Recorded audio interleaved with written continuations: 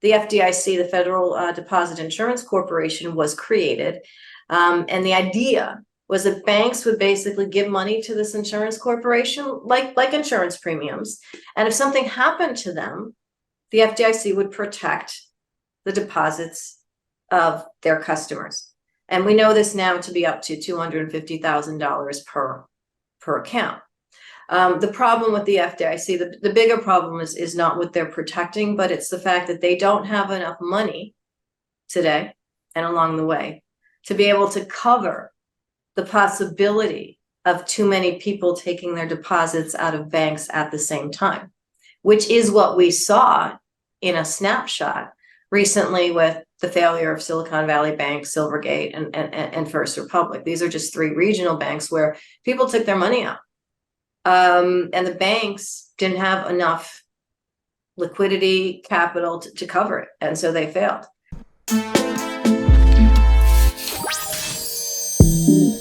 Think. Act. And prosper. You are now tuned into the Money Level Show. Hey everyone, welcome back to the Money Level Show, where we think, act, and prosper. This channel focuses on changing financial trajectories and building legacies. I'm your host, Daryl Thomas, and today you are in for a treat. Today we interview the great Dr. Nomi Prins. Nomi Prins has been active in the banking community for a long time, and she writes about her experience being on the inside of big banks. Her previous experience includes being at Lehman Brothers, Bear Stearns, and Goldman Sachs. Nomi frequently writes about how the Fed has rigged the financial markets and the economy. She is the best-selling author of the book Collusions, as well as All of the President's Bankers. Her recent book, Permanent Distortions, which we will be talking about today, is amazing, and I encourage you all to tune into this interview as she provides some insight from her experience, and so we get to learn from someone who has been in the belly of the beast and is now educating the average person. So before we get into that, please hit the like button, hit the subscribe button. Please look at this statistic here. Over 90% of the people that watch my channel have not subscribed. This is disheartening, but I hope that you all will support the channel in this easy way by hitting the subscribe button. And also I will have a couple of ads that will show up throughout the interview, but consider watching them and consider supporting the channel in that way. I want to thank you all for joining me today. Now, without further ado, let's get to the interview. Hello, Dr. Nomi. It's good to have you here with me on the channel today. Thank you so much, Daryl. And you can call me Nomi. All right. Thank you. Will do. I'm very casual. I like to humanize everyone. And you know, I know how it is. You know, me, I'm a director at a school district. So a lot of kids, they call me by my first name. So I try to make it personable. Absolutely. So I'm glad to have you on the channel today. It was amazing just seeing you speak at the Rural Symposium back in July. And you spoke about a lot of things that were developing in the financial markets and where people could potentially be looking for how to protect their wealth and everything. And so I do want to dive into some parts of your book as well. So a couple of things that I had pulled out from the book where you used a really good quote coming into the book, the first chapter. You said, "What is really amazing and frustrating is mankind's habit of refusing to see the obvious and inevitable until it is there, and then muttering about unforeseen catastrophes." This is from Isaac Asimov. And so I was watching a movie called Too Big to Fail, and it was talking about the banks. And there was a particular point in the movie where this government official is going on a jog, and he's just looking at the average person. And the average person had no clue that we were on the brink of an economic collapse. And for me, I would have been toast in 2008. I was working at a warehouse, spending my money unwisely and everything. And so, but you were in the belly of the beast. You were close to the people, you know, making these decisions and such. You knew the system and everything. What was the sentiment like for you and those around you during that time? Yeah, I mean that's a great question, and the person that you're referring to in Too Big to Fail in the book was Tim Geithner, who became the Treasury Secretary along the way, and who said that the average person didn't know what was going on, but in fact he is not an average person. He was very much a part of the system. He was at the New York Fed. And then he moved on to being the head of the Treasury Department. So I mean that's a pretty lofty shift there. That's not really connected to the real world. I left Wall Street as the seeds for the financial crisis were being sown. So I wasn't working there in 2008, and I wound up writing a book in 2004 called Other People's Money, the Corporate Mugging of America. And that was the first book I wrote.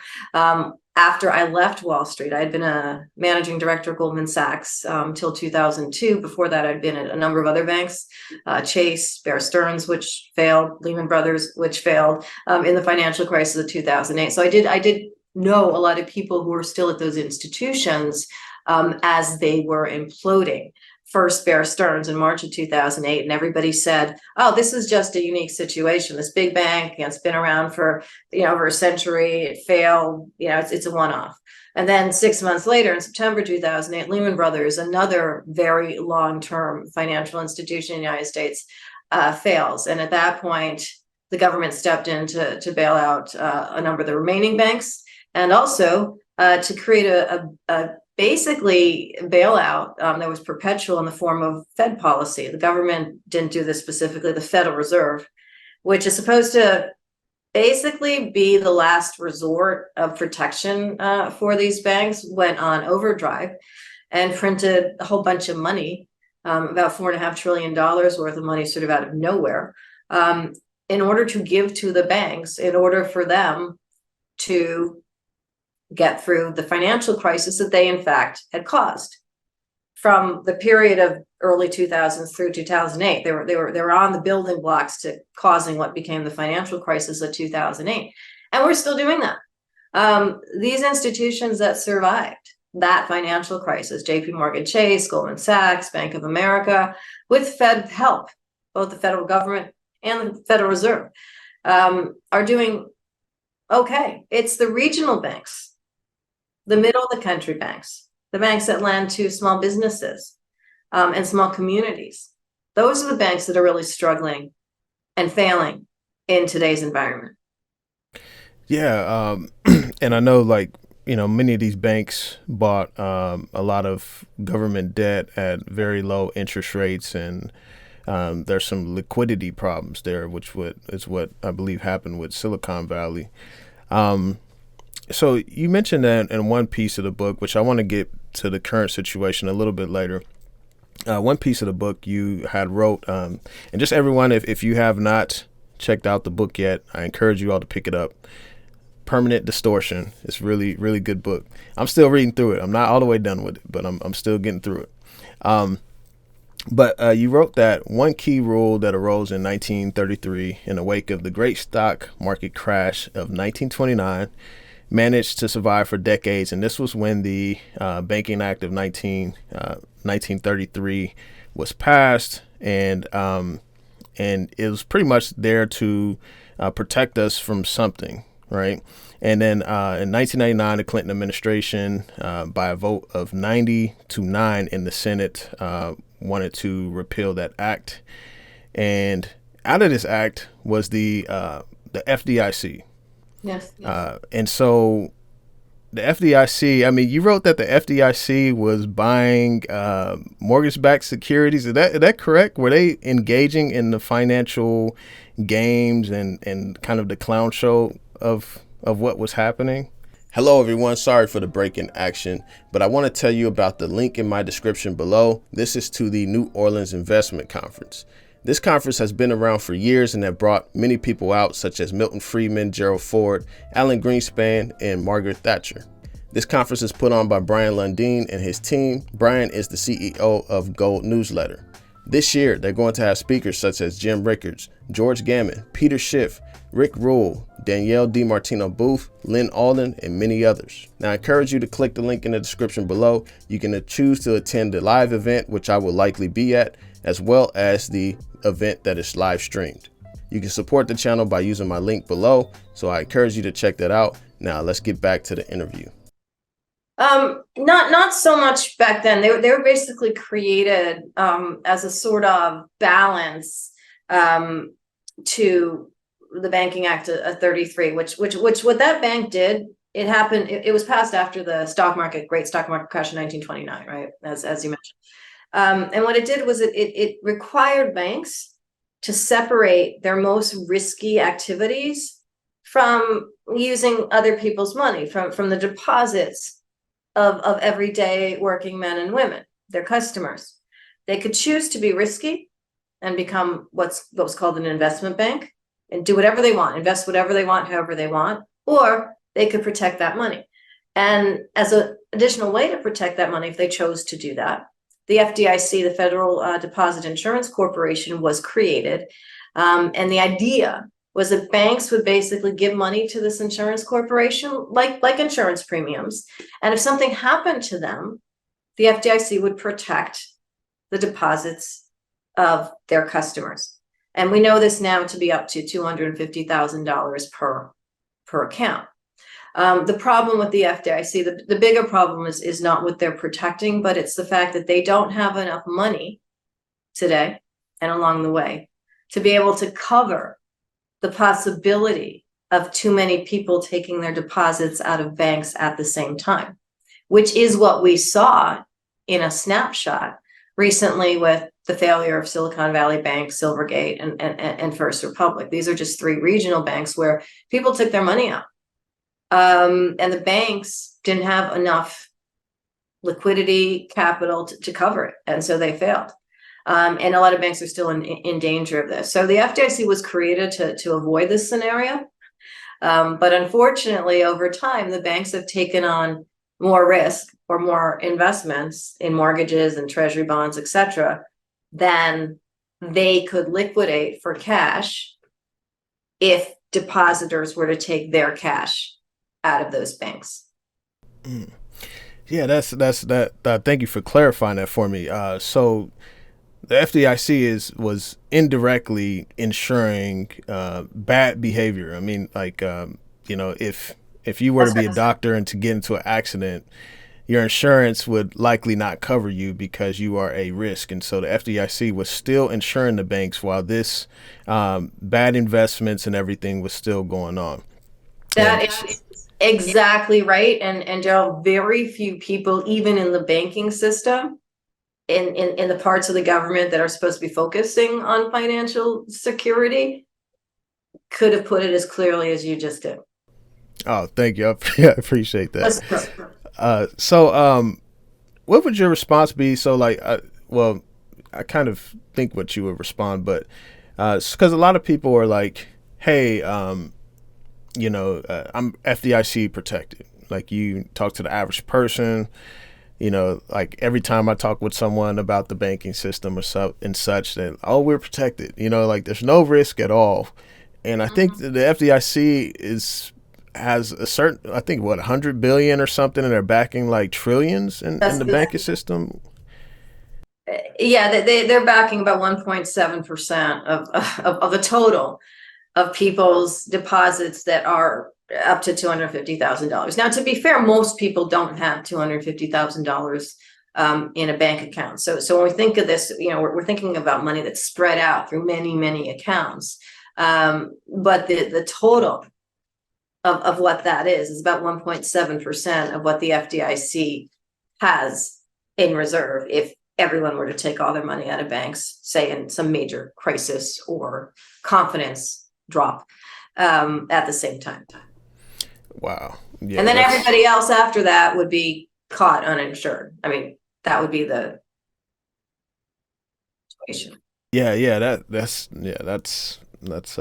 alarming. Very alarming.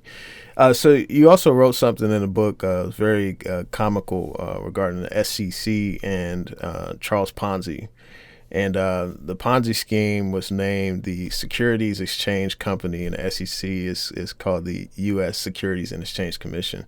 And I watched a documentary about. It reminded me of this documentary about Bernie Madoff. Mhm. And how the SEC looked like some straight up clowns, in managing that situation, or even, it seemed like they were involved and such, and like they didn't have any type of boundaries around the Mhm. people that were engaging with Madoff. Is that still the case now? Like, what's your take on the SEC now? Well, I think the SEC tries to do its job. However, it doesn't. It when it comes across these really big growing problems, it tends to be late, and it tends to ignore warning signs, like in the case of Madoff, that have been sent to them. I remember I was visiting one of the former SEC commissioners uh, during the Obama administration, but and he said to me, Nomi, if I could show you the amount of boxes down in the basement of the SEC that have proof that we could use in order to investigate or potentially fine criminal activities, it would astound you. But the reality is we do not have enough people power. We do not have the budget to hire enough people power to actually go through these boxes. Now, obviously, a lot of stuff is now electronic, and you still need people to go through things. And maybe one day there'll be some AI program that can do it. But the reality is, in this interim between what Madoff was doing, where there are still probably accumulated frauds out there that have been perpetuating for years, the juxt of that conversation was that it just doesn't have the capacity, the SEC, to really do its job properly. Yeah, I can relate to that. I guess that's probably similar with the IRS or something as well. So leading out of the financial crisis, we obviously had QE, quantitative easing, go on for over a decade, and this led to which a lot of what you talk about with the permanent distortions. Right, right. And so, what's your take on? Obviously, QE has led to, in 2020, we saw massive amounts of billionaires created. I mean, you went through just with a fine tooth comb, the statistics. And one quote you mentioned was from Oxfam International's executive director, Gabriella Butcher, saying that the 10 richest men in the world more than doubled their fortunes from 700 billion to 1.5 trillion during that time. And so obviously, that happened. Many people, I even relate this to the average person. I mean, you could just throw a dart at a board, and I mean, any crypto coin could go to the moon, right? And everyone felt like they were the best traders and like, on top of the world, right? That was a massive distortion. Hey everyone, sorry for the break in action, but I have to let you know that I am now an affiliate with Miles Franklin. Miles Franklin has been a bullion dealer for over 30 years, and they provide some of the highest quality service to their clients, as well as fair pricing on bullion products. So purchasing bullion through Miles Franklin not only stores wealth for yourself, but you're also supporting this channel to continue to provide free educational material for retail investors and those who may not be aware of many financial concepts that I discuss on this channel. So you can get started by sending an email to info@milesfranklin.com or calling 952-929-7006. Be sure to let them know that Daryl Thomas or the Money Level Show sent you, and I will receive credit for your service. I thank you all for considering this. Now let's get back to the interview. Yes, absolutely. And hence the book. I wrote that book during COVID. And it was because, as you mentioned, quantitative easing, or QE, which is a very wonky term, basically means that the Fed, or central banks, who are these institutions that don't really have accountability to citizens, can just create money when they feel it's necessary. And in the case of the United States, the Federal Reserve is the central bank. It can create money that it, by just mechanism, just the way it's set up, can effectively give to the larger banks in return for treasury bonds. That's the deal. Meanwhile, the banks can take this money and do whatever they want with it. That includes lending it to whom they want. That includes investing themselves. That includes investing with their friend banks or their friend asset managers. The result of all of this is that when rates were at zero, they were at zero after the financial crisis of 2008. They went up a little bit. They got as high as like 2.25%, and then they went right back down to zero when COVID started. And the Fed started printing trillions and trillions of dollars that went through this process. And because there was all this money going into the system through the big banks, it needed to find a home. Where did it find a home? In crypto, in certain stocks, in certain bonds, just kind of wherever it could. And as a result, everything was kind of going up at the same time. And there wasn't really a thought to differentiating what was going up because it had value, like true value, and what was going up because people were buying it or institutions were buying it. And so that's what I mean by permanent distortion is the scenario was that all this money is being created. It was going wherever it could find a place to multiply itself without really that much analysis. And people were getting very rich at the time.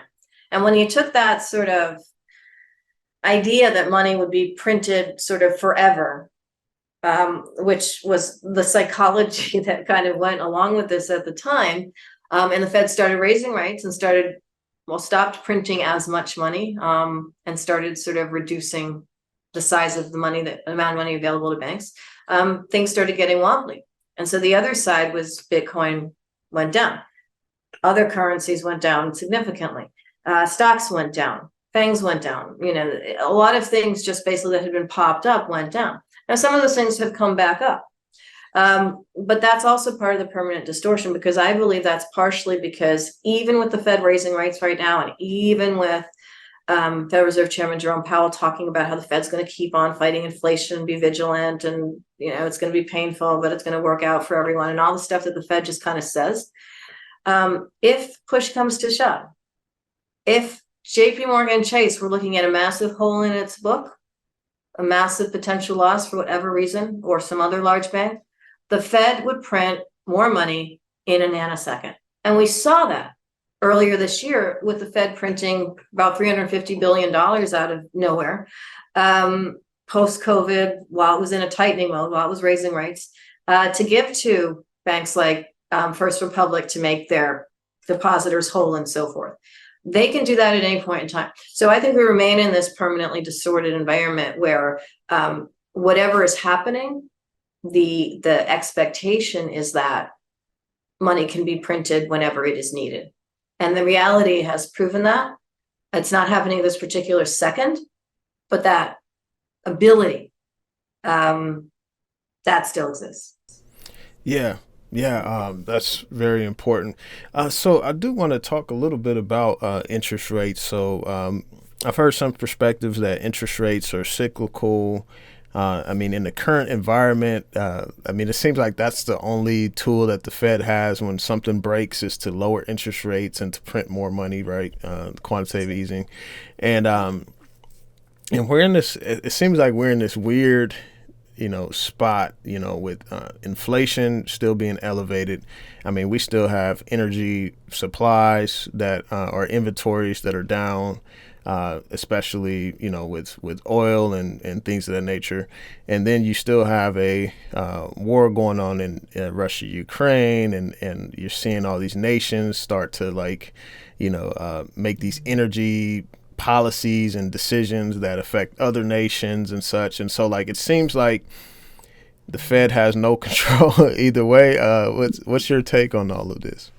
Hey everyone, sorry for the break in action, but part 2 of this interview will be uploaded soon. I encourage you all to hit the like button and the subscribe button. Please take a look at these statistics, as over 90% of people that have watched my channel over its lifetime have not subscribed. So be sure to hit the subscribe button to support a small channel. I appreciate you all for joining me today, and please be on the lookout for part 2 of this interview with Dr. Nomi Prins. Y'all take care. Peace.